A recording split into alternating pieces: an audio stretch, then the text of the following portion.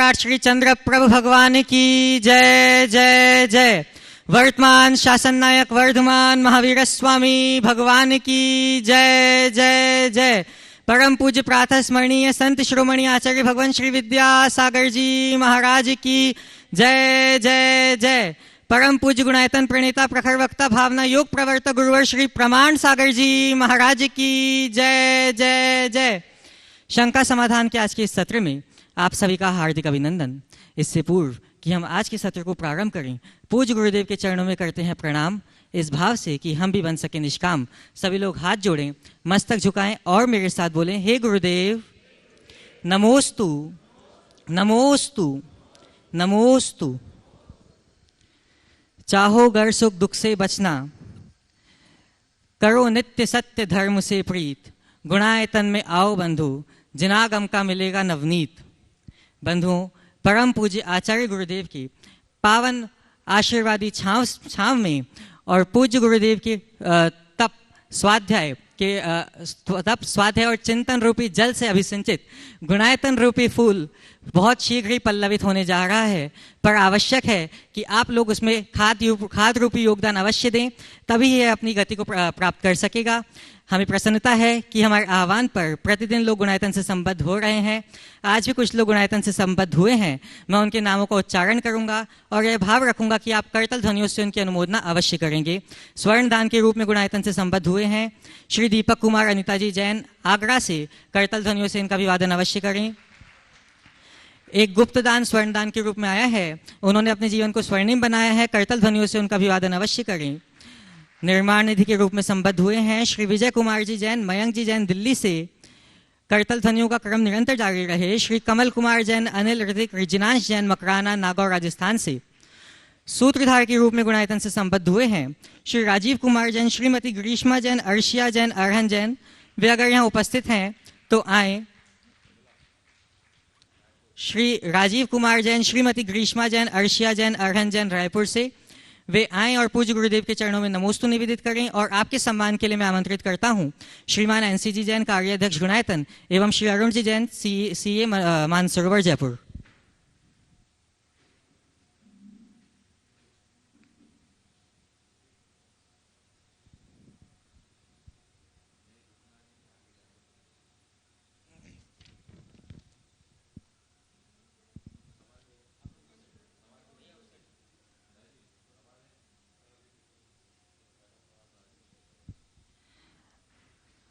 आज की प्रथम प्रश्न के लिए आमंत्रित करूंगा श्रीमान राजीव जी जैन रायपुर से, जो आज सूत्रधार के रूप में गुणायतन से संबद्ध हुए हैं।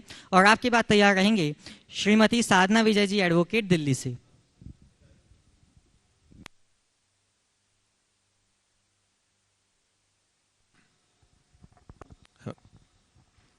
गुरुवर के चरणों में नमोस्तु करते हुए, सबसे पहले हम सभी के बड़े सौभाग्य की बात है कि हमने इस युग में जन्म लिया जहां हमें आचार्य श्री विद्यासागर जी महाराज और आपका सानिध्य प्राप्त हो सका। गुरुजी से मेरी शंका है, शंका समाधान में बहुत से लोग आते और कई तरीके के प्रश्न पूछते हैं। बहुत से छोटे बच्चे हैं, युवा पीढ़ी के लोग रहते, बुजुर्ग रहते, लेकिन जो उनको समाधान मिलता उसका जीवन में आचरण कैसे करें, और आपने जो हमारी शंका का निदान किया, हम उसको अपने जीवन में कैसे उतारें। देखो, जीवन में उतारना चाहते हो तो शंका समाधान सुनना बंद कर दो। शंका समाधान को गुरु के द्वारा दिया गया परामर्श मान करके सुनना शुरू कर दो, सीधे उतरेगा। अगर आप शंका समाधान को एक शंका समाधान कार्यक्रम के रूप में देखेंगे तो ये केवल बौद्धिक स्तर पर आपके अंदर असर छोड़ेगा, लेकिन ये शंका समाधान नहीं, मेरे अंदर की गुत्थियों का खुलासा है जो गुरु के मार्गदर्शन से हो रहा है, सीधे जेहन में उतरेगी और आप उतार सकोगे। हाँ। उपस्थित होंगी श्रीमती साधना विजय जी एडवोकेट दिल्ली से, और आपकी बात तैयार रहेंगी शकुन दीदी सागर से।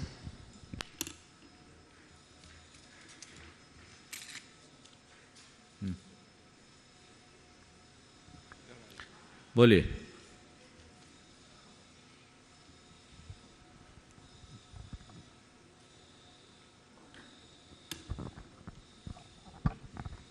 श्री नमोस्तु नमोस्तु नमोस्तु। बोलिए। महाराज श्री, प्रायः प्रत्येक व्यक्ति का जीवन क्यों शब्द के इर्द गिर्द घूमता रहता है, क्यों? विशेषकर सामाजिक और पारिवारिक पृष्ठभूमि में, जैसे ऐसा क्यों बोला, ऐसा क्यों नहीं बोला, मतलब क्यों दिमाग में हर समय घूमता रहता है। कभी कभी ये रिश्तों में तनाव और मन में मनमुटाव पैदा कर देता है। मुनिश्री, ये जानते हुए कि जीवन में हर क्यों के कभी जवाब नहीं मिलते हैं और बहुत से क्यों खामोश रहकर ही जीवन में शांति बनाए रखते हैं, लेकिन फिर भी महाराज श्री, हम क्यों के पीछे पड़कर क्यों अपने जीवन की शांति को खोते रहते हैं। बस मैं ऐसा कहता हूँ, ऐसा क्यों इस वाक्य को बदल दें, ऐसा यूं इस बात को स्वीकार लें। समझ गए? क्यों की जगह यूं आते ही जीवन का काया पलट होगा। पर मनुष्य का जो मन है वो बड़ा तार्किक होता है, बहुत जल्दी चीजों को स्वीकार नहीं कर पाता। जी महाराज। उस स्तर तक पहुंचने के लिए हमें अपने मन को बच्चा बनाना पड़ेगा। एक छोटा बच्चा होता है ना, जी महाराज, उसको बोलो बेटा जय कर लो, तो जय जय बोलना शुरू कर देता है। वो कोई तर्क करता है? नहीं करता है। पर जैसे जैसे उसकी बुद्धि प्रखर होती है, उसका तार्किक मन जागृत होना शुरू हो जाता है, तो फिर आपके कहने पर भी वो नहीं करता जब तक उसको जचता नहीं। तो जिसका मन बच्चे की भांति आज बन जाए, वो क्यों नहीं यों की जिंदगी जीता है। और हमें क्यों से यों की ओर बढ़ना चाहिए। जीवन का सही आनंद तभी आएगा। नमोस्तु महाराज से, नमोस्तु महाराज से। उपस्थित होंगी शकुन दीदी सागर से और आपकी बात तैयार रहेंगी शुभराजी जैन दमोह से।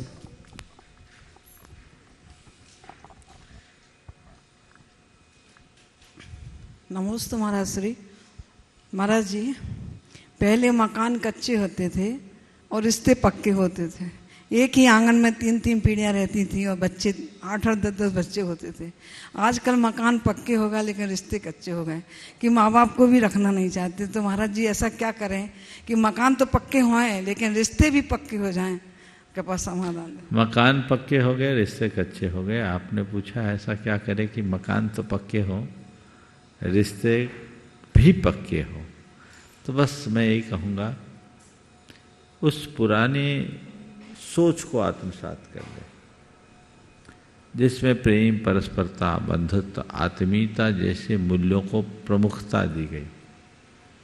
आज ये सारे मूल्य तिरोहित होते जा रहे हैं। आज का ये दौर विशुद्धतया उपभोक्तावादी दौर है, जहाँ यूज एंड थ्रो का एक कल्चर जैसा विकसित हो गया है। व्यक्ति को व्यक्ति की भांति न देखकर चीज़ों की भांति देखा जाने लगा है। जब हमारे संबंध व्यक्तिनिष्ठ न होकर वस्तुनिष्ठ बनने लगते हैं तो इस तरह की विकृतियां प्रारंभ होती है और ये पूरे समाज में फैल गई, जिससे पूरे के पूरे समाज में एक प्रकार की विषाक्तता छाई हुई है, अभिशप्त हुआ है। जब तक हम सांस्कृतिक निष्ठा को जगाकर लोगों के हृदय में उदात्त जीवन मूल्यों की प्रतिष्ठा नहीं कर लेते, तब तक इसका कोई समाधान जैसा नहीं दिखता। नमोस्तु महाराज। शुभराजी जैन दमोह से और आपकी बात तैयार रहेंगे श्रीमान अरुण जी जैन मानसरोवर जयपुर से। हमारे पूरे परिवार की ओर से नमोस्तु गुरुदेव। गुरुदेव, मैं जानती हूँ कि आपने कल के ही एक प्रश्न में इस विषय पर थोड़ा सा प्रकाश डाला था, पर आपका कहा गया हर शब्द किसी के संबल का आधार बनता है, इसलिए मैं इस विषय को दोबारा पूछना चाहती हूँ। गुरुदेव, एक सज्जन हैं जिनका धर्म में रुचि है, जिनकी धर्म में रुचि थी, पर कुछ वर्षों पहले उनके पुत्र की मृत्यु हुई, जिससे उनका धर्म से विश्वास कुछ कमज़ोर हो गया और कोरोना काल में उनके दामाद की मृत्यु होने पर वो विश्वास बिल्कुल टूट गया। अब कुछ ऐसी स्थिति है कि ना वो गुरुओं के पास जाना चाहते हैं और ना ही किसी प्रवचन या शंका समाधान की ओर उनका ध्यान है और ना उनका मन लगता है। तो अब ऐसी स्थिति में उन्हें किस प्रकार से समझाया जाए कि उनका विश्वास फिर से लौट आए? नमोस्तु गुरुदेव। देखिए, जब मनुष्य के जीवन में कुछ इस तरह की दुर्घटनाएं घटती है तो एक बारगी मन में उचाट आता है। ये एक प्रकार का फ्रस्ट्रेशन है जो स्वाभाविक है, लेकिन ऐसा लंबे समय तक टिकना कभी उचित नहीं है। ऐसा केवल इसलिए होता है कि हम अपने जीवन में घटित घटनाओं को स्वीकार नहीं कर पाते। एक बात सदैव सबको याद रखना चाहिए कि सुख दुख, जीवन मरण, संयोग वियोग, हानि लाभ, ये हमारे हाथ में नहीं है, ये विधि के हाथ में।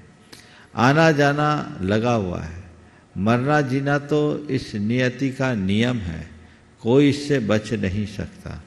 तो जब जिसका जितने दिन का संयोग होता है उतना ही दिन का होता है। मैं चाहूँगा कि उन्हें समझाया जाए और उनसे कहे कि ये घटनाएं हैं, घट गई, अब तुम इस तरीके से अपने मन को तोड़ करके बैठोगे तो कोई लाभ नहीं होगा।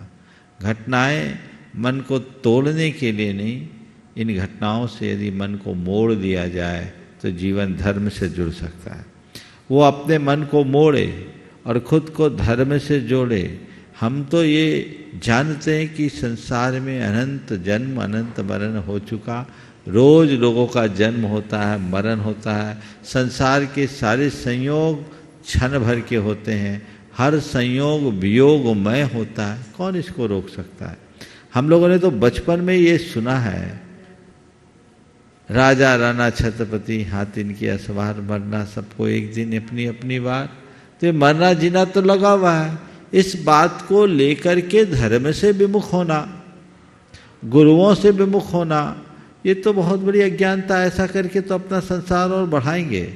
आर्त ध्यान करने से मन टूटेगा, जीवन का रस ले। अगर घर में कोई आपत्ति विपत्ति हो, किसी का वियोग हो, तो उसे शोक का निमित्त न बनाकर वैराग्य का निमित्त बनाए। ऐसी घड़ी में मोह भाव जागृत न कर ज्ञान भाव जगाना चाहिए। मोह भाव तो हमारे पराभव का कारण है, वो हमारे संसार की वृद्धि करता है। ज्ञान भाव में संतुष्टि है, तो अपने अंतरंग में ज्ञान भाव जगाने की कोशिश करें। उनको ये समझना चाहिए ऐसे लोगों को कि ये अब हमारे हाथ में नहीं है। हम रोए, दुखी हों, शोक करें तो क्या जो घटी हुई घटना वो लौट कर आ जाएगी? कतई नहीं आएगी। एक मैं आपको बताता हूँ क्या सोच होती है। एक दंपति के एक जुड़वे बेटे थे, धार्मिक थे,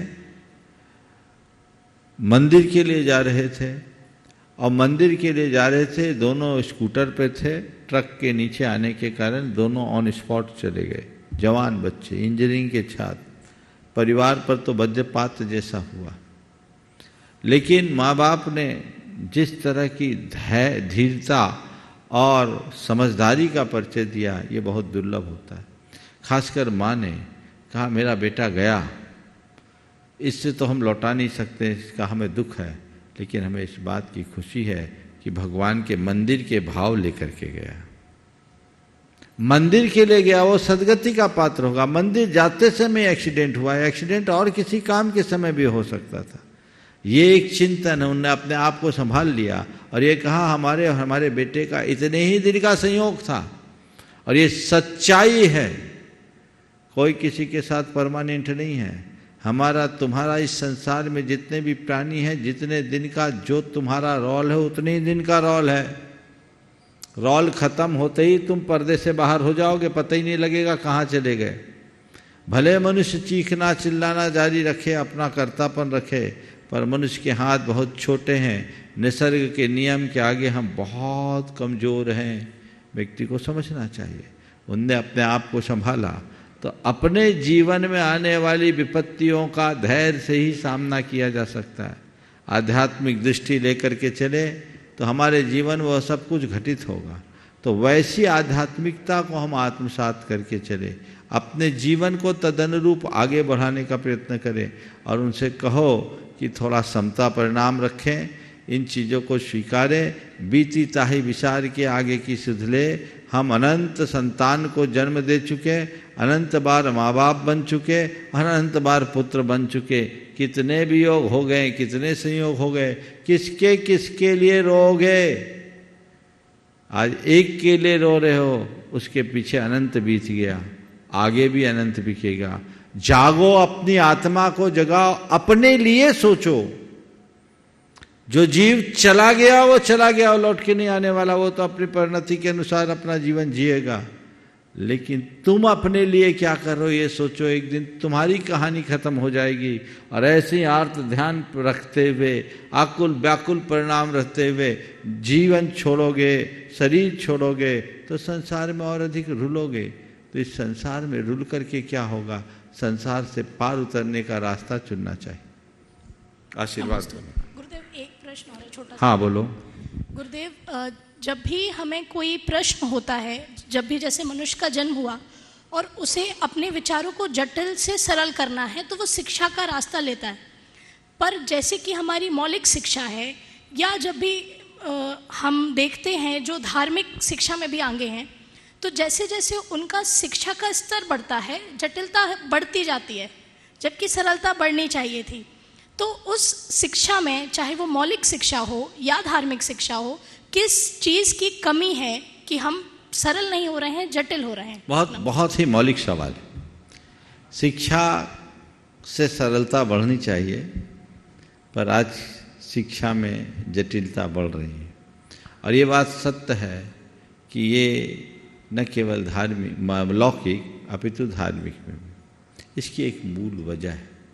पुराने ज़माने में शिक्षा नहीं सीख दी जाती थी, आज शिक्षा नहीं पढ़ाया जाता है। अंतर है।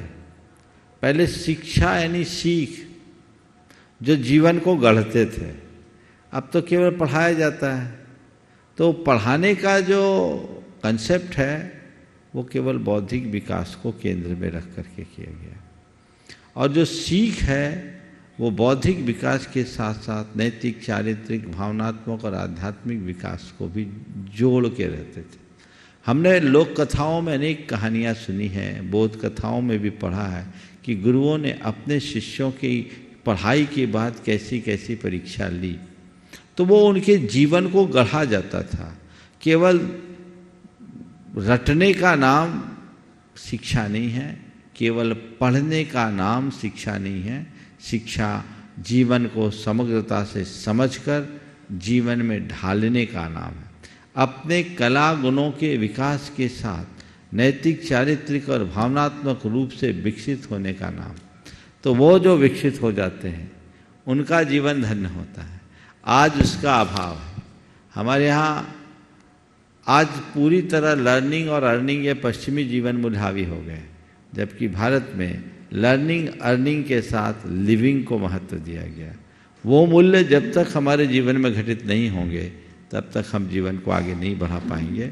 इसी तरह धार्मिक क्षेत्र में भी जो शिक्षा है वो अपने पांडित्य को प्रगटाने के लिए लोग कर रहे हैं, तो उसका भी उद्देश्य बौद्धिक हो गया। यदि हम उसे अपने चरित्र को निखारने के लिए पढ़ें और उसे पढ़ाई की जगह सीख के रूप में स्वीकारने लगे, तो निश्चित ये शिक्षा हमारे जीवन को सरल बनाएगी। नमोस्तु। प्रस्तुत होंगे अरुण जी जैन, और आपके बाद तैयार रहेंगे श्रीमान राजेश जी जैन पुणे से। नमोस्तु महाराज जी, नमोस्तु महाराज श्री, नमोस्तु महाराज श्री। गुरुवर, आपके आशीर्वाद से फागुन की अष्टालिका में सिद्ध चक्रमल महामंडल वेदांत मीरा मार्ग मानसरोवर जयपुर में सानंद बड़ी धूमधाम से संपन्न हुआ। इस वेदांत पे धन वर्षा भी बहुत हुई। महाराज जी, अब हम आगे के लिए मार्गदर्शन चाहते हैं कि किस तरह से हम जिन धर्म की प्रभावना में और आगे सहायक हो सके। बस इस अनुभव को अपने जीवन में अंकित करो और इसका लाभ उठाते हुए जब भी कोई अच्छा अवसर हो इसी तरह का कार्य करो। आशीर्वाद। नमोस्तु महाराज जी, नमोस्तु महाराज जी, नमोस्तु। सवाल तो बेटे से करवाते तो ज़्यादा अच्छा था, यही तो कमी रहती। बेटे को अगर करना है तो उनके लिए अनुमति नहीं। हाँ, IITN बेटा साथ में खड़ा है और बाप उसको मौका न दे तो बेटा आगे कहाँ से बढ़ेगा? पूछ। महाराज श्री, अभी हमने कई बार देखा है कि जब भी किसी आदमी की या औरत की मृत्यु हो जाती है तो उनके नाम के आगे स्वर्गवासी लगाया जाता है, पर ऐसा जरूरी नहीं है कि वो स्वर्ग में ही जाए। तो आप इसका कुछ और भी अपन लगा सकते हैं, ऐसा कुछ बताइए। भारत के लोग जो है ना बड़े उदार हैं और हर व्यक्ति के साथ सहानुभूति रखते हैं कि मर तो गया, कम से कम स्वर्ग भेजकर संतोष दिला दें। इससे घर परिवार को संतोष होता है कि चलो स्वर्गीय हुए, अब जाएंगे स्वर्ग या नरक, पर किसी को नरगी तो बोला नहीं जा सकता और बोलने की कोशिश भी मत करना। हालांकि पंचम काल में नीचे ज़्यादा जाते, ऊपर कम, समझ गए? इसलिए ये एक प्रकार की सद्भावना है, समझ गए? बहुत बढ़िया। नमोस्तु महाराज श्री, नमोस्तु महाराज श्री, नमोस्तु। उपस्थित होंगे श्रीमान राजेश जी जैन पुणे से और आपकी बात तैयार रहेंगे श्रीमान NC जी जैन दिल्ली कार्याध्यक्ष गुणायतन। देखो एक बात बोलता हूँ, आप लोग जब कभी भी आते हो गुरुओं के दर्शन के लिए, बच्चे आते हैं, कई बच्चों को तो आप तो खींच के लाते हो, धकेल के लाते हो, उनको पहला अवसर दो। हालांकि ये बेटा तो बचपन से जुड़ा हुआ है, इसके साथ ये बात नहीं है, लेकिन अवसर बच्चों को प्रमुखता से देना चाहिए। उन्हें प्रोत्साहन मिलता है तो जीवन उनका आगे बढ़ता है। आप लोगों को अपना लोभ संवरण करने में कठिनाई होती है, ठीक है, लेकिन बच्चों को आप जितना प्रोत्साहित करोगे उतना हमारी धर्म की परंपरा आगे बढ़ेगी। बोलो। नमोस्तु गुरुदेव। गुरुदेव, आपकी अनुमति से मैं सभी के लिए एक सूचना देना चाहूँगा। मुनिश्री 108 प्रमाण सागर जी महाराज जी द्वारा प्रवर्तित भावना योग से अनेकों लोग आज लाभान्वित हुए हैं। तो आइए करें खुद का और समाज के व्यक्तित्व का सकारात्मक निर्माण भावना योग के द्वारा। जी हाँ, अब आप भावना योग का शिविर आपके शहर के अंदर, अपने स्कूल, कॉलेज, मंदिर, संस्थान या सामाजिक ग्रुप के अंदर करवा सकते हैं। इसके लिए आप वेबसाइट मुनिश्री www.munishripramansagar.net या प्रामाणिक ऐप पर उपलब्ध फॉर्म के ऊपर जाकर के इसमें अंदर रजिस्ट्रेशन कर सकते हैं, जो कि आपको कल प्रातः से उपलब्ध होगा।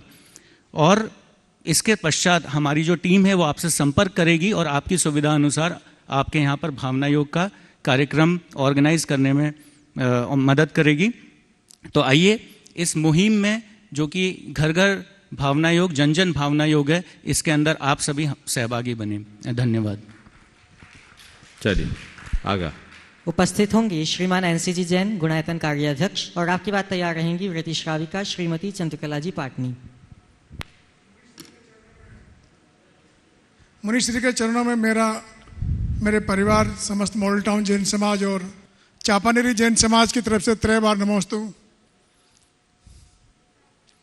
मुनिश्री, मैंने आज चापानेरी का नाम इसलिए लिया है कि कल दुर्लभ सागर महाराज ने अपने प्रवचन में आचार्य श्री के संस्मरण सुनाते हुए बताया कि जब आचार्य श्री मेरे पैतृक गांव चापानेरी में 1970 के आसपास पधारे थे, तो वहाँ आके पार्श्वनाथ भगवान की प्रतिमा, जो आपने भी दर्शन करी है, तो वहाँ आके उन्होंने करीब 18 घंटे खड़े होकर वहाँ उसके सामने अपनी वंदना करी। उसको हम आज भी एक चमत्कार मानते हैं और हमारे मंदिर के सब जगह हम ये कहते हैं कि आचार्य श्री का 18 घंटे खड़े रह के यहाँ पार्श्वनाथ भगवान के सामने अर्चना करना वास्तव में हम चमत्कार मानते हैं। इसलिए आज मैंने हमारे चापानेरी का नाम लिया। तो चापानेरी वासियों ने सभी ने आपसे आशीर्वाद मांगा है, सबको आशीर्वाद दें। महाराज जी, मेरा प्रश्न है कि हम सब लोग रोज मन शुद्धि, वचन शुद्धि, काय शुद्धि हजारों बार कहते हैं, न आज तक मन शुद्ध हुआ है, न काय शुद्ध हुई है, न वचन शुद्ध हुआ है।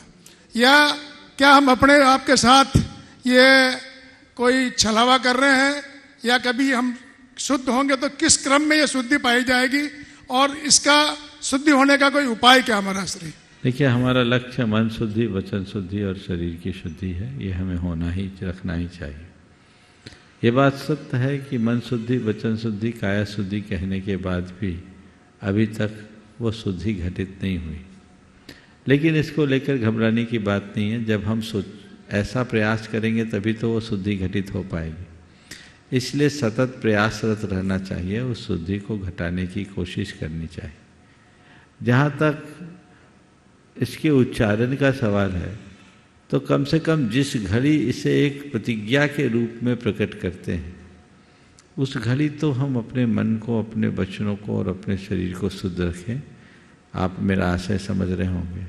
आहारचर्या के काल में, आहारचर्या के काल में इतनी शुद्धि होनी चाहिए, उस समय आपके मन में किसी प्रकार का दुर्भाव, उद्वेग नहीं होना चाहिए, क्षोभ नहीं होना चाहिए। वचनों में सौम्य भाव होना चाहिए और वस्त्रादि के साथ शरीर की शुद्धि होनी चाहिए। यदि ऐसा नहीं कर रहे हैं तो आपको उस दान का वास्तविक लाभ। और चापानेरी की जो बात आपने की, बिल्कुल पार्श्वनाथ भगवान का वो आकर्षण है। मैंने भी वहाँ पार्श्वनाथ भगवान के चरणों में बैठ के सामायिक का आनंद लिया है। निश्चित वो अद्भुत है और शायद उसी योग के परिणाम स्वरूप गुरु जी का ऐसा भाव बना या गुरु जी का ऐसा भाव बना, उसके कारण सब पर उतना प्रभाव। नमस्ते गुरु। श्रीमती चंद्रकला जी पाटनी अपना प्रश्न रखेंगी और आपकी बात तैयार रहेगा। श्री प्रमाण सागर सेवा संघ। मेरी तरफ से जगत के सब जीवों की तरफ से मुनिराज के चरणों में नमस्तु।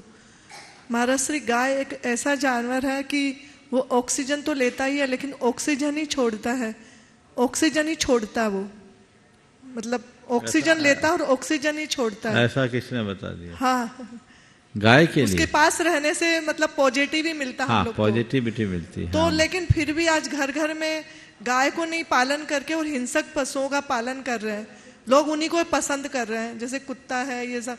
तो फिर ये क्या अनुचित नहीं है? देखो, आपका सवाल ठीक है, थोड़ा संशोधन अपेक्षित है। गाय के संदर्भ में जहाँ तक मुझे जानकारी है, वो ऑक्सीजन लेकर ऑक्सीजन छोड़ती है, बात शायद सही नहीं, कोई व्हाट्सएप में चल गई होगी। पर ये बात सही है कि गाय प्रेम वात्सल्य का प्रतीक है, सकारात्मकता का प्रतीक है। भारत में गाय को परिवार के अंग के रूप में देखा गया और पहले व्यक्ति की संपन्नता और समृद्धि का आधार गोधन होता था। कैश तो आज आया, किसके घर कितना गोधन है उसके आधार पर उसकी संपन्नता को जाना जाता था, मापा जाता। ऐसा अनेक प्रसंगों में आया है कि गाय अगर घर में है या जिस स्थान में है वहाँ प्रेम वात्सल्य की वृद्धि होती। पहले घरों में गायें रंभाती थी तो प्रेम पनपता था। आज कुत्ते भौंकते हैं तो क्रूरता आती। बहुत अंतर है। गाय वात्सल्य का प्रतीक, कुत्ता क्रूरता का प्रतीक। गाय का स्थान नहीं है और गाय के लिए स्थान नहीं है, कुत्तों के लिए भरपूर स्थान है।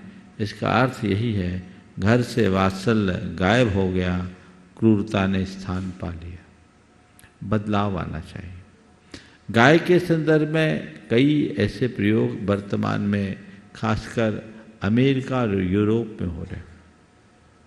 वहाँ एक थेरेपी चली है, कॉ यार्ड थेरेपी। वो खासकर डिप्रेशन के शिकार लोगों पर प्रयोग करते हैं और गायों के बीच व्यक्ति को आधा घंटा से पौन घंटा रखते हैं, जिसमें गाय को सहलाना, उसके निकट रहना, समय बिताना। इस थेरेपी के हजारों रुपए लेते हैं और उससे व्यक्ति डिप्रेशन से मुक्त हो जाता है। जो केवल गाय के निकट रह रहा है, उसे सहला रहा है। एक डॉक्टर सुहास शाह ने एक बार इसी मंच से बताया था, बहुत पहले, पूना में एक संत तुकाराम गौशाला है और उस गौशाला के संस्थापक का एक काम था कि सड़क पर जितने विक्षिप्त अर्ध विक्षिप्त लोग मिलते हैं उनको लेकर अपनी गौशाला ले आता और गौशाला में लाकर उनको गायों के बीच रखता और 6 महीने से 8 महीने में पागल लोग स्वस्थ हो जाते हैं और आज भी उनकी सेवा करें। ये गाय का प्रभाव है, तो इसको ध्यान में रखना चाहिए। पर मैं समझता हूँ आज की बदली हुई जीवन शैली या शहरी विकास के कारण आदमी के लिए जगह नहीं है, गायों के लिए जगह कहाँ से लाएं। पर मैं पुनः कहूँगा, जिनके पास साधन है वो गोपालन अवश्य करें। शुद्ध दूध, शुद्ध घी और उसमें भी देसी गायों का पालन करें, ये बहुत उत्तम होगा। और नहीं है तो अन्य प्रकार से पालन करने की व्यवस्था बनाएं। इससे आपका परिवार सुखी होगा, समृद्ध होगा, जीवन आगे बढ़ेगा।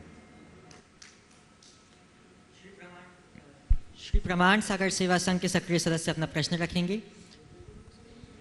हेलो।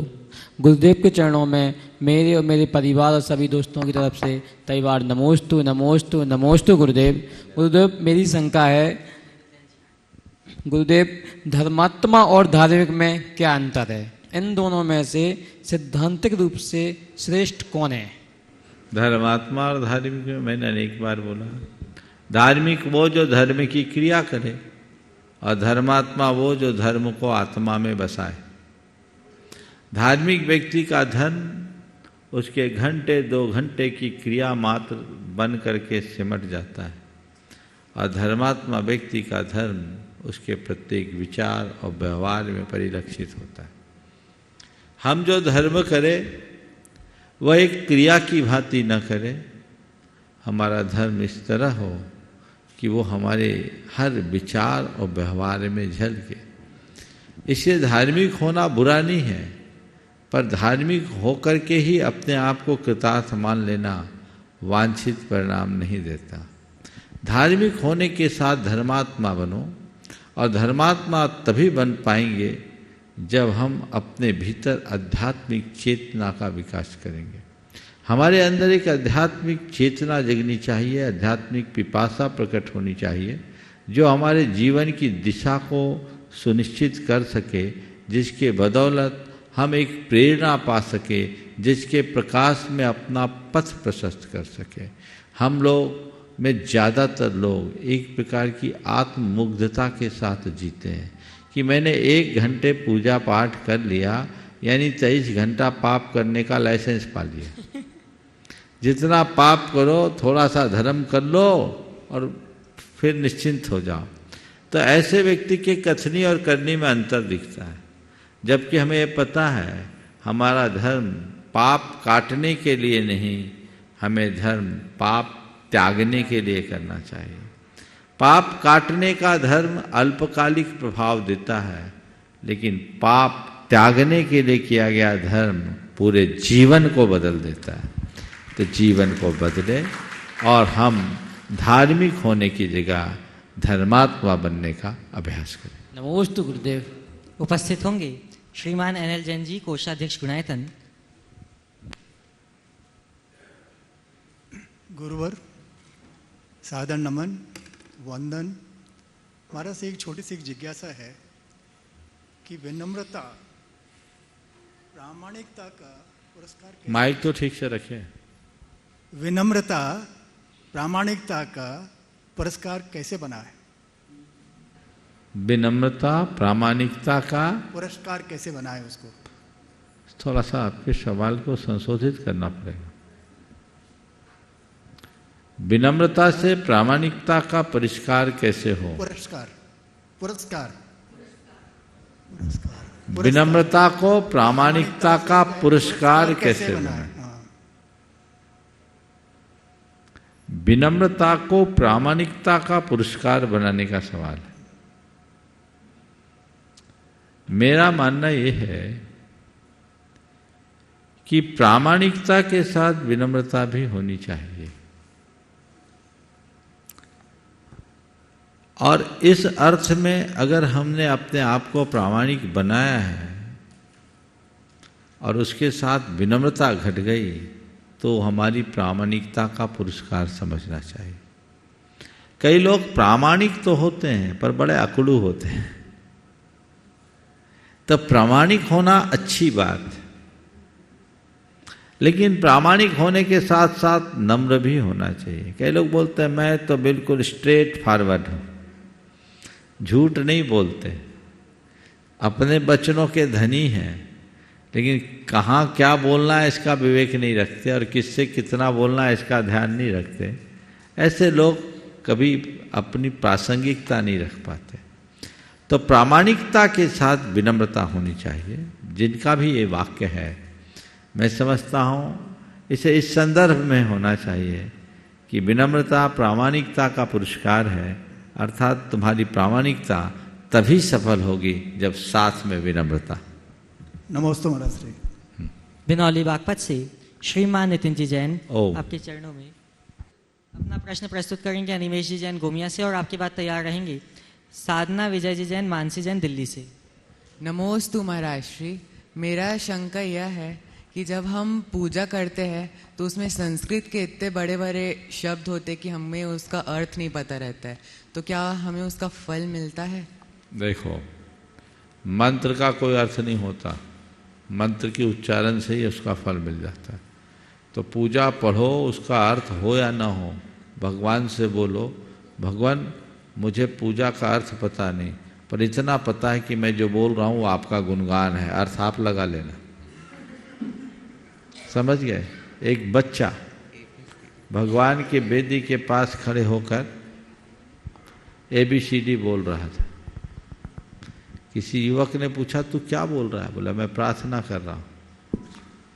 प्रार्थना कर रहा है? ये कैसी प्रार्थना? ABCD अल्फाबेट पढ़ रहा है। बोला सुनो, मेरी प्रार्थना ऐसी है। बोले क्या? बोले मैं A to Z भगवान को सुना देता हूँ, A से Z तक सुना देता हूँ और कहता हूँ भगवान मेरे पास भाव है, शब्द नहीं है। इतना जानता हूँ कि दुनिया की जितनी भी प्रार्थना बनी इसी अल्फाबेट से बनी है। आप अपनी पसंद की प्रार्थना बना लेना और मेरी भक्ति को स्वीकार कर लेना। श्रद्धा जहाँ होती है वहाँ लाभ मिलता है। समझ गए? लेकिन यही नहीं रुकना।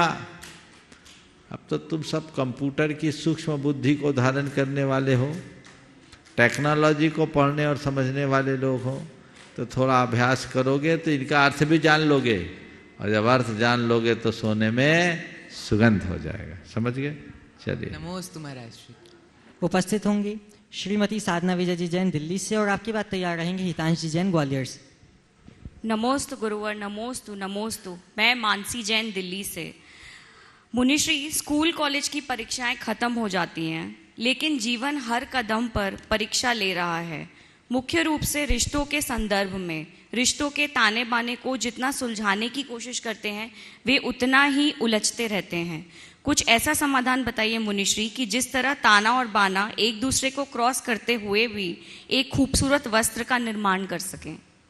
जिस तरह ताना बाना एक दूसरे को क्रॉस करते हुए इस खूबसूरत वस्त्र का निर्माण कर सके, ऐसे ही रिश्तेदार के तानों बानों में हम अपने जीवन को, अपने संबंधों को खूबसूरत कैसे बना सके। आपके प्रश्न का आशय कुछ ऐसा ही है। मैं इतना ही कहूँगा कि ताना और बाना में एक बहुत बड़ा समायोजन होता है। ताना बाना के साथ क्रॉस करता है, बाना को क्रॉस करता है, पर इंटरफेयर नहीं करता। ताना ताना ही बना रहता, बाना नहीं बनता, और बाना बाना ही बना रहता, ताना नहीं बनता। इसलिए दोनों के बीच में तना तनी नहीं होती। जब ताना बाना बनने लगे और बाना ताना बनने लगे तो तना तनी होगी।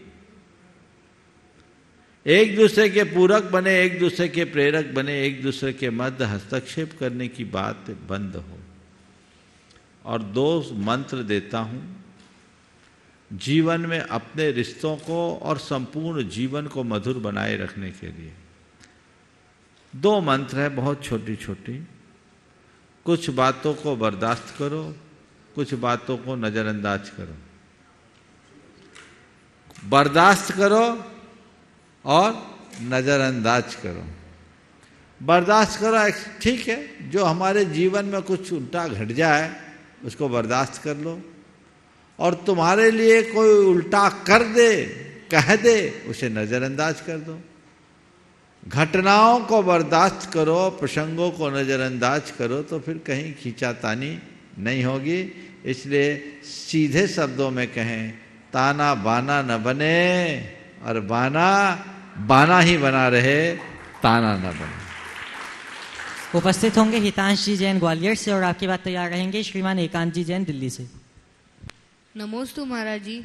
महाराज जी, मेरा प्रश्न ये है कि मैंने जब आपसे पिछली बार प्रश्न किया था तो पापा आते नहीं हैं कभी भी धर्म के लिए, तो आपने मेरे को इसका ये उपाय दिया था कि जब भी पापा कहीं घूमने जाएं तो उनसे ये बोलना कि पहले धर्म करें। लेकिन ये तो पापा के मन की ही बात होगी क्योंकि पापा कहीं घूमने भी नहीं जाते।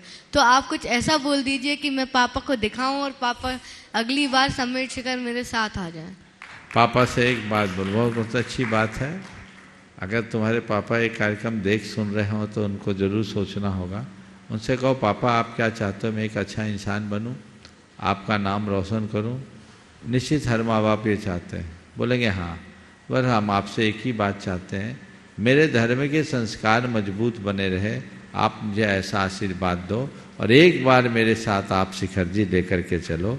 आप आज मुझे शिखर जी लेकर जाओगे तो मैं बुढ़ापे में भी आपका साथ निभा पाऊंगा। अगर आज आप मुझे उस योग्य नहीं बनाओगे तो मैं बुढ़ापे में आपको कैसे निभाऊंगा। आपका आज का संस्कार कल आपके ही काम में आएगा पापा, इसलिए आप मुझे ऐसा अवसर दो, देखो उन पर जरूर असर पड़ेगा। नमस्ते महाराज जी। नमस्ते। एकांत जैन दिल्ली से अपना प्रश्न रखेंगे और आपके बाद तैयार रहेंगी ब्रह्मचारिणी राजकुमारी दीदी, आभा दीदी, जिला रायसेन। नमस्ते गुरुदेव, मेरा प्रश्न ये है कि भोजन करते समय कभी कभी टीवी पे हम शांति धारा, प्रवचन इत्यादि सुनने लगते हैं, तो क्या उससे पाप लगता है? या क्योंकि न्यूज़ सुनते तो नेगेटिव न्यूज़। प्रवचन सुनते समय खाना खाते हो? कभी कभी जैसे यहाँ खाओगे? नहीं, यहाँ नहीं है। शांति धारा मंदिर में हो रही, कुछ खाओगे? नहीं। तो तुम टीवी में जो देख रहे हो कार्यक्रम है या धार्मिक अनुष्ठान? मेरे इस प्रसंग में कि जैसे हम कभी न्यूज़ सुनते हैं उससे नेगेटिव। मैं तो एक बात कहता हूँ, खाते पीते समय कुछ भी ना देखो, कुछ भी ना सुनो, भोजन को सोच कर खाओ, ठीक है, थैंक यू। तब उसका स्वाद मिलेगा। अगर मुझसे आप लोग कोई नियम चाहते हो तो एक ही बात नियम में देता हूँ, खाना खाते समय टीवी मोबाइल बंद, सब लोग लो। जितनी देर भोजन करेंगे मोबाइल एक तरफ तसल्ली से। अब घरवाली ने कितनी मेहनत से बनाया, क्या स्वाद क्या नहीं कोई पता ही चलता है क्या? खा रहे हैं ध्यान उधर, आप न्यूज़ सुन रहे हैं तो आपकी संवेदना जारी है, और धर्म का कार्य सुन रहे हैं तो असाधना हो रही, दोनों तरफ पाप है। न्यूज़ में या और कोई प्रोग्राम में क्या आप देख रहे हैं, एक जगह बम ब्लास्ट हुआ, लोथड़े फैले हुए हैं, चीथड़े उड़े हुए हैं, मांस के लोथड़े हैं, रक्त की धार है, चीख पुकार मची है, और आप चुस्कियाँ ले रहे चाय की, कहाँ आपकी संवेदना? दूसरी तरफ यदि आप भोजन कर रहे हैं, टीवी देख रहे हैं, तो भगवान की असाधना। इसलिए खाते समय टीवी न देखें, मोबाइल का प्रयोग न करें, आराम से शोधन करके लें। और देखो भाई, भोजन देख के करो, पता नहीं पेट में क्या चला जाए। एकदम एक प्रसंग आ गया तो इस प्रसंग में एक बात और आप सबके लिए बताता हूँ।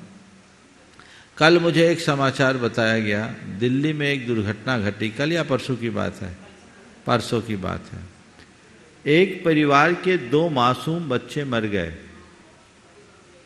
सोशल मीडिया में जारी हुआ, आप लोगों ने सुना होगा। इस बात को मैं नोटिस में इसलिए ले रहा हूं कि ये जागरूकता सबको होनी चाहिए। वो क्या हुआ, रात में बच्चे दूध पिलाकर बच्चों को सुलाया, सुबह दोनों बच्चे मर गए। जांच परख करने के बाद मालूम पड़ा कि फ्रिज में जो दूध रखा था, जिस बर्तन में दूध रखा था, उसमें एक सांप का बच्चा था। अब सांप का बच्चा फ्रिज के अंदर कैसे पहुंचा? दिमाग लगाया, बाजार से पालक की सब्जी आई थी, उसे बिना देखे सीधे फ्रिज में रख दी, है ना, बिना देखे फ्रिज में रख दी, वो सांप निकल गया। तो घर में कोई भी सामग्री लाओ, रखो, वापरो तो उसको देखो, शोधो, ये तो तुम्हारी क्रिया कोश की विषय का विषय है, इसका विचार करना चाहिए। कोई भी सामग्री उसको देख कर क्या पता किसके साथ क्या आ जाए, तो बड़ा गड़बड़ होता है। ऐसी सावधानी रखनी चाहिए। एक छोटी सी चूक ने एक परिवार के 2 लाल को लील लिया। तो ये संदेश सबके बीच होना चाहिए। खाते समय आप क्या खा रहे हो आपको पता है? कुछ भी आपके पास जा सकता है। हमारे लिए कई बार जब लोग दिए हैं तो उसमें मिक्सी के नट निकल गए शोधन करते समय, चलनी के जाली निकल गए, और स्टेपलर के पिन निकल गए। ये तो हम लोग सोच के खाते तो पता लगता है, तुम्हारा क्या हाल है भगवान जाने। इसलिए आप लोग भोजन तसल्ली से करो, शांति से करो, देख सोच के करो, तभी अच्छा। नमस्ते। ब्रह्मचारिणी राजकुमारी दीदी, आभा दीदी अपना प्रश्न रखेंगे और आपकी बात तैयार रहेंगी खुशबू जी जैन ग्वालियर से। नमोस्तु महाराज श्री, नमोस्तु महाराज श्री। महाराज श्री, उत्तर पुराण में पढ़ा तो उसमें निकला कि सीता रावण की पुत्री है, और जब अपन रविशेणाचार्य पुराण पद्म पुराण पढ़ते हैं तो फिर उसमें आता है कि जनक की पुत्री है। ऐसा है, कथानकों के अनुसार देखना। महापुरुषों की कथाओं में कई तरह की बातें, उत्तर पुराण को उत्तर पुराण की तरह लो और पद्म पुराण को पद्म पुराण की तरह रखो, यहाँ उसकी चर्चा मत करो। आगे बढ़ो। नमस्ते महाराज। खुशबू जी जैन ग्वालियर से अपना प्रश्न रखेंगे और आपकी बात तैयार रहेंगी इंद्रजी जैन मंडला सांगानेर से। महाराज श्री के चरणों में बारहमाह नमोस्तु नमोस्तु नमोस्तु। महाराज श्री, मेरा प्रश्न ये है कि जब मन को एकाग्र करने के लिए क्या करें? जब मन में बहुत सारी उथल पुथल चल रही हो, अब दिन में तो चलिए हम कुछ पढ़ लेते हैं, रात में भी जाप दे ली, लेकिन उससे भी मन शांत नहीं हो रहा है। मन में बहुत सारी ऐसी चीज़ें चलती हैं, कभी समय ऐसा आता है, तो उस टाइम पर मन को शांत करने के लिए क्या करें? देखिए, मन को शांत करने के लिए कुछ उपाय बता रहा हूँ। कुछ पढ़ने में लग जाओ, कुछ बातचीत करने में लग जाओ, कुछ सुनने में लग जाओ, कुछ काम में लग जाओ, कुछ मनन चिंतन करो, मन का उद्वेग शांत होगा, अपने आप को एंगेज कर दो, धीरे धीरे ठीक। नमोस्तु महाराज जी। इंद्रजी जैन मंडला सांगानेर से और आपकी बात तैयार रहेंगे हर्षित जी जैन भोपाल से। हो गया पूरा। पूज्य गुरुदेव के चरणों में त्रिवार नमोस्तु नमोस्तु नमोस्तु। महाराज जी, मेरा प्रश्न ये है, आश्रव दो प्रकार के बताए गए हैं, सांप्रायिक आश्रव और इर्यपत आश्रव। तो इर्यपत आश्रव किसे कहते हैं और ये किनके होते हैं और किस प्रकार इसको घटित करना चाहिए? देखिए, जो कर्म आत्मा से दीर्घ काल तक टिकते हैं उसको बोलते हैं सांप्रायिक आश्रव, और जो कर्म आते और चले जाते मार्गगामी होते हैं उनको बोलते हैं इर्यपत आश्रव। जैसे ग्रीस लगे दीवार पर धूल फेंकेंगे तो चिपक जाएगी, और सूखे दर्पण पर धूल जाएगी तो झड़ जाएगी। इर्यपत आश्रव आकर के चला जाता है, सूखे दर्पण की तरह होता है। समझ गए? ये कसाय मुक्त महात्माओं को होता है। नमस्ते महाराज जी। हर्षित जी जैन अपना प्रश्न रखेंगे और आपकी बात तैयार रहेंगे रवि कुमार जी छावड़ा जयपुर से। नमोस्तु महाराज जी, नमोस्तु महाराज जी, नमोस्तु महाराज जी। महाराज जी, मेरा प्रश्न ये है कि 5 कल्याणकों में से गर्भ कल्याणक को ही क्यों 2 दिन मनाते, उत्तर गर्भ और पूर्व गर्भ? 9 महीना निकालना है तो कम से कम 8 प्रहर भगवान के गर्भ और जन्म के बीच निकालते हैं, और क्रियाएं भी बहुत होती, इसलिए 2 दिन कर देते। समझ गए? चलिए। रवि कुमार जी छाबड़ा जयपुर से और आपकी बात तैयार रहेंगी रेणु जी जैन।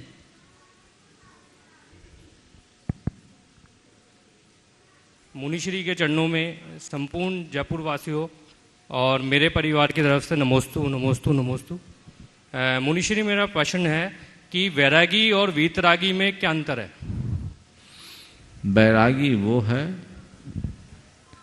जिसके अंदर भोगों के प्रति उदासीनता का भाव आ गया, और वीतरागी वो है जो राग द्वेष दोनों से ऊपर उठ गया।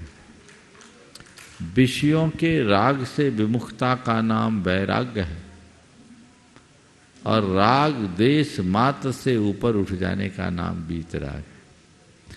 पहले वैराग फिर वीतराग, पहले वैरागी फिर वीतरागी। वीतरागी बैरागी होगा, पर बैरागी वीतरागी हो ही ऐसा कोई पक्का नहीं। धन्यवाद। रेणु जी जैन अपना प्रश्न रखेंगे और आपकी बात तैयार रहेंगी प्रिया जी जैन भीलवाड़ा से। नमोस्तु गुरुवर, नमोस्तु गुरुवर, नमोस्तु गुरुवर।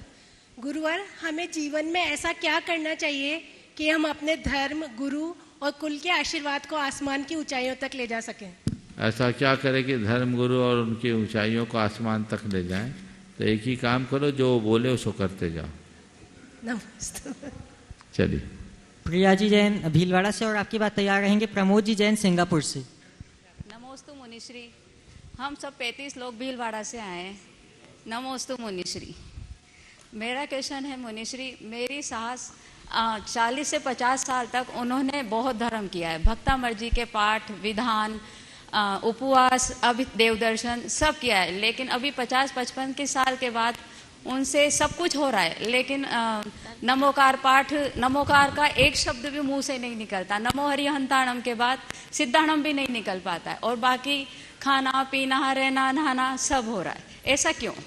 ये कर्म का तीव्रोदय है, कईयों को मति भ्रम भी हो जाता है, हो सकता है आखिरी में ठीक हो जाए। आशीर्वाद। नमोस्तु मुनिश्री। हाँ। श्रीमान प्रमोद जी जैन सिंगापुर से अपना प्रश्न रखेंगे और आपकी बात तैयार रहेंगे अजित जी सेठी गया से।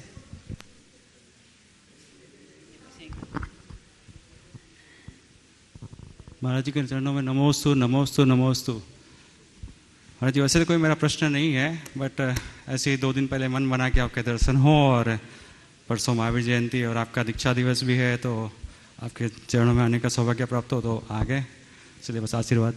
बहुत बहुत चलो। उपस्थित होंगे श्रीमान अजित जी सेठी गया से और आपकी बात तैयार रहेंगी। नहीं, निवेदिता जी जैन कोलकाता।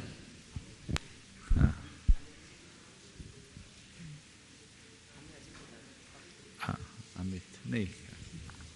नमस्ते महाराज जी। नमोस्तु महाराज जी।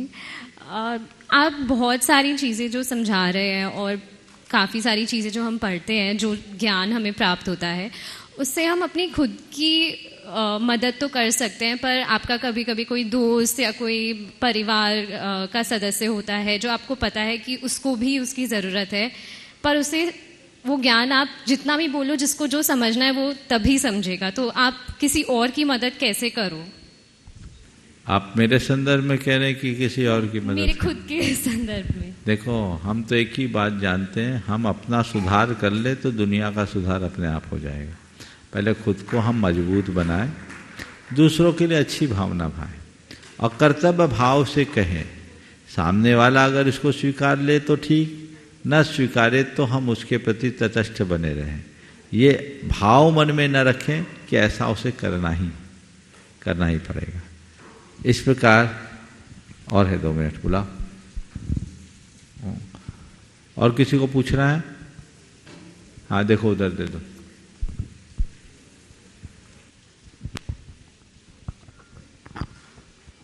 नमोस्तु महाराज जी, नमोस्तु नमोस्तु नमोस्तु। महाराज जी, आपने हमारे सारे प्रश्न तो पहले ही करवा दिए और हमें उनका सारा उत्तर मिल गया, लेकिन मैं एक बात और पूछना चाहती हूँ कि महाराज जी, रात को कभी कभी नींद नहीं आती, तो हम उसमें नमोकार मंत्र बोलते रहती हैं, भक्तांबर शुरू करती है, लेकिन क्या होता है 2 कड़ी के बाद वो 4थी कड़ी पे पहुँच जाती हैं, कभी 10वीं कड़ी पे पहुँच जाती है, फिर एक झुका आ जाता है, तो उसमें हमें कितना दोष लगता है? कोई दोष नहीं लगता है, आप करते रहो, नमोकार जपते रहो, नींद आ जाएगी। नमस्कार। चलिए बंधुओं, आगामी 3 अप्रैल हम सबके लिए अत्यंत सौभाग्यशाली दिवस है, जहां एक तरफ भगवान महावीर स्वामी की जन्म जयंती है, वहीं दूसरी ओर गुरुदेव का 36वां दीक्षा दिवस है। बंधुओं, पूज्य गुरुदेव अपनी साधना के महत्वपूर्ण क्षणों में से परोपकार के लिए अपना समय निकालते हैं, उनका परम उपकार है हम सबके ऊपर। अतः हमें चाहिए कि हम प्रत्यक्ष आकर अथवा परोक्ष रूप से पूज्य गुरुदेव की सन्निधि प्राप्त अवश्य करें।